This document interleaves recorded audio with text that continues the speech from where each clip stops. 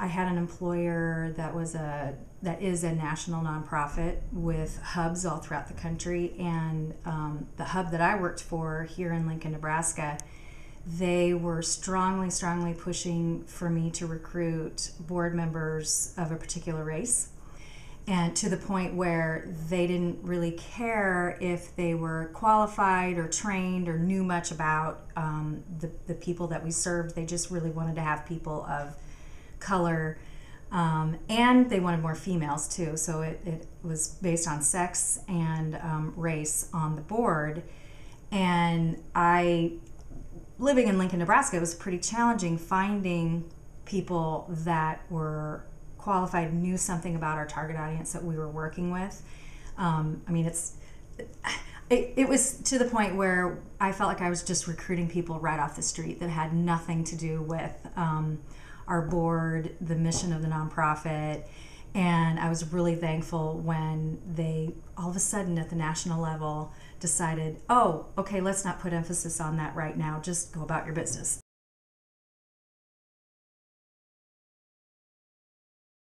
I would say I dealt with it on a weekly basis with the American Cancer Society, and then in my most recent position with the other national nonprofit, much less so.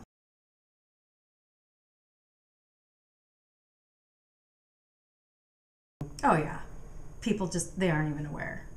And I parent a child that's not white, and people are kind of clueless here. I feel fortunate because I have had some training, and even adopting my child, we had to go through all kinds of cultural and ethnicity training and background. So, we weren't even allowed to adopt a non-white child without having some education.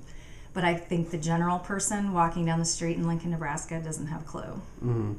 Because of that, do you think it's even more important for people around Lincoln to take stock in racial ethics? Yeah, absolutely, because unless you Lincoln is becoming more diverse if you look at the statistics over time. Mm-hmm. So right there, it's going to become more of an issue, but most people aren't going to stay here their whole lives. They're going to go elsewhere for career and family, and it's going to come up, and rather than face culture shock down the road, you may as well. It'd be great if everybody could get some sensitivity and some training. Definitely. Okay. Regarding journalism and telling stories, I guess I would say what I probably did say to you in class, and that is that you have to make your product, the story, the paper, reflect the community. And sometimes that's very hard to do, especially in this area, because we have a very white newsroom. Very white. Advertising, too, is white. And as far as the newsroom goes, we have quite a few young reporters, but we also have a lot of people who've been there for more than 50 years, some of them. And so when we look around the room, we see ourselves. And it's really easy to reach out to ourselves. And say you're writing a story about the economy or farming or, what's a better example, music or anything. It's really, really easy to surround yourself with people who look like you, talk like you, and do the same things you do. So I guess I think we do have an ethical obligation to reach out to minority members of the community, especially Hispanics, when you consider, my hometown is now like 90% Hispanic. So I pick up my hometown paper, and except for pictures of athletic events, I see white faces. Because nobody who isn't white works at the paper or has really very many leadership roles in the community. Okay, here's an example. We had one black reporter at the paper. Used to. He's not there anymore. And so say we're doing a story about the Malone neighborhood or some quote-unquote black issue. I would find myself going over to him and saying, what do you think about this? Well, geez, that's offensive. Could be construed as racist. So give me the black man's perspective on this.